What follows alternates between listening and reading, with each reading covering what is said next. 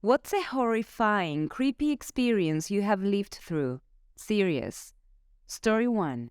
As a college student, I often found myself studying late into the night. One night, around 2 a.m., I heard a strange noise outside my window. I brushed it off as a raccoon or some other creature and continued studying.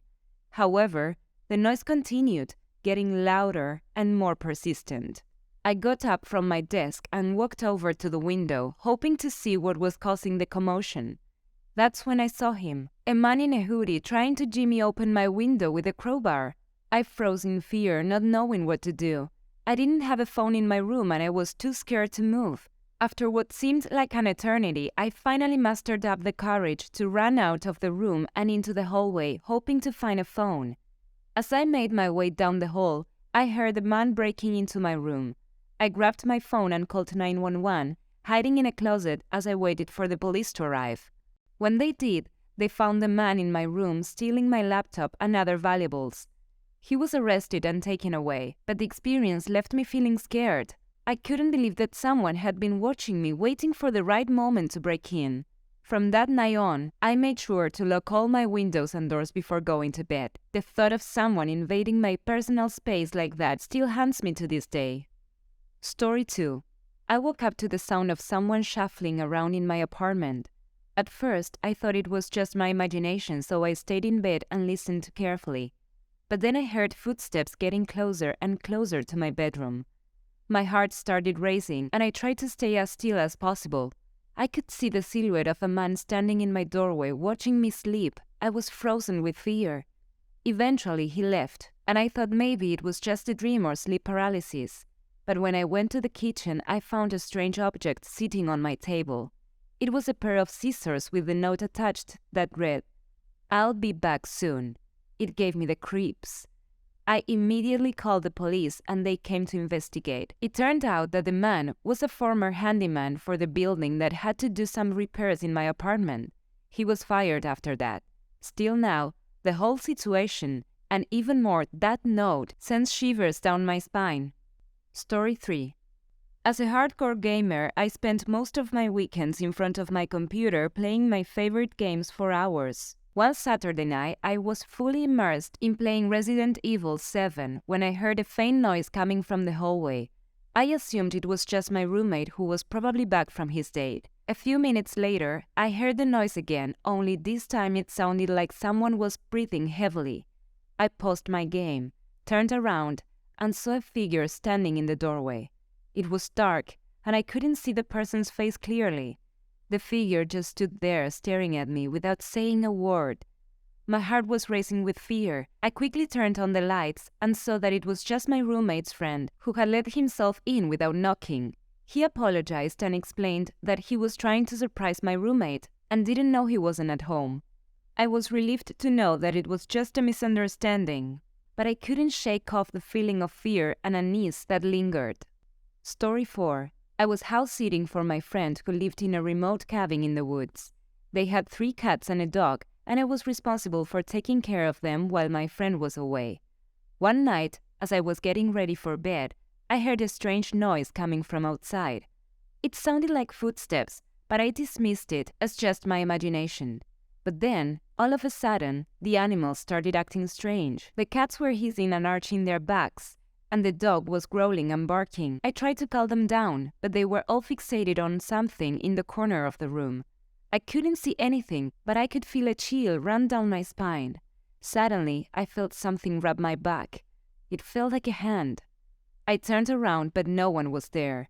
The animals started to calm down, but I couldn't shake the feeling that something was watching me. I decided to sleep with the lights on. I wouldn't have been able to otherwise.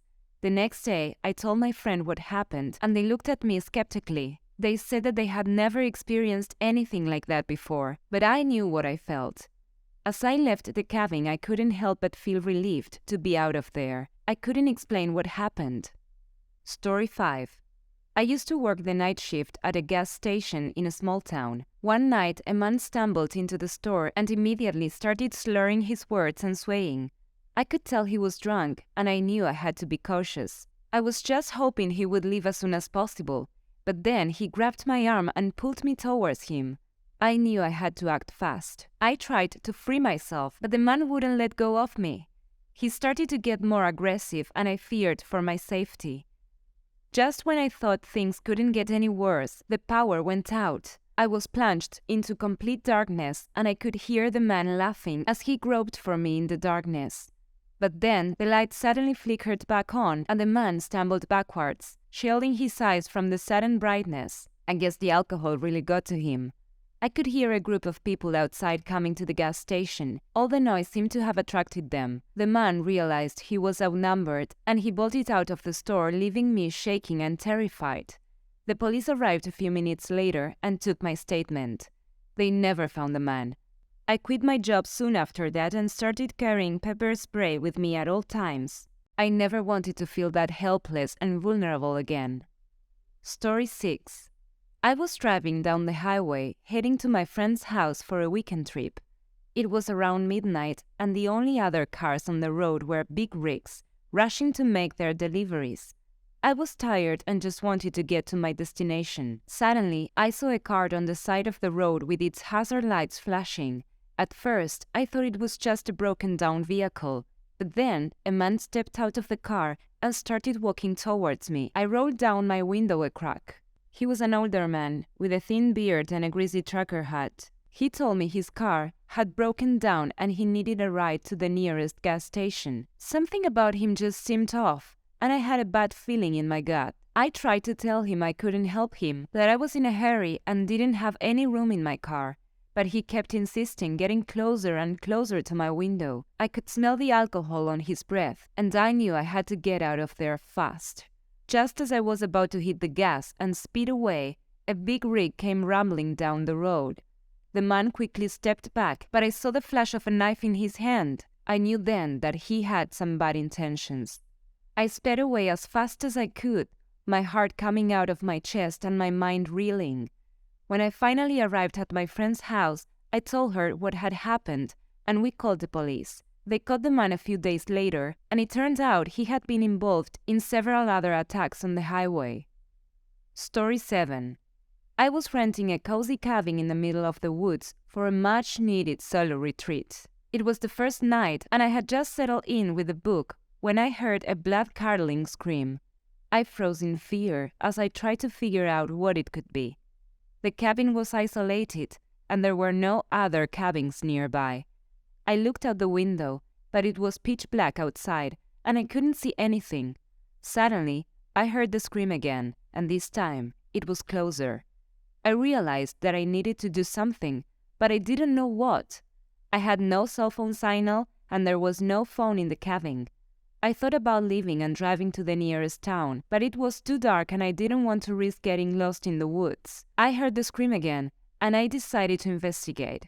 I grabbed a flashlight and stepped outside. The scream seemed to be coming from the woods, and it was getting closer. I followed the sound, my heart pounding in my chest. Suddenly, I heard a rustling in the bushes, and I pointed the flashlight in that direction. I saw a pair of glowing eyes staring back at me. I couldn't see what kind of animal it was, but I knew it wasn't friendly. I started to back away slowly, hoping that the animal wouldn't attack. But it did.